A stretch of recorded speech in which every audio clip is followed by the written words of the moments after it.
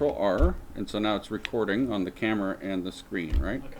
And this is our Highlander thing. So we get a lot of phone calls. A lot of people don't know what this triangle does. That's the shock extension. So that's a super common phone call. But the majority of them really get hung up on the sway bar link.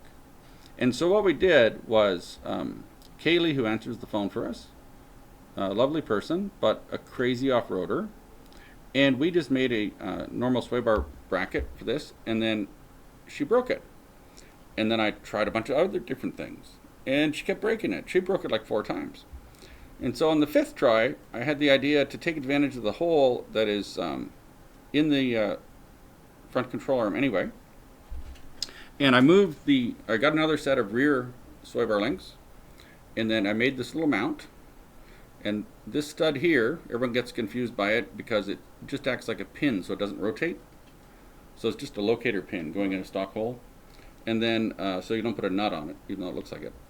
And then, because of this, it's not tied to the twisting of the steering, right? It's normally attached up here. And then you don't break it when you're cranked off-road and you activate the suspension. You don't bend everything to hell. So, and that is the most common call for the Highlander.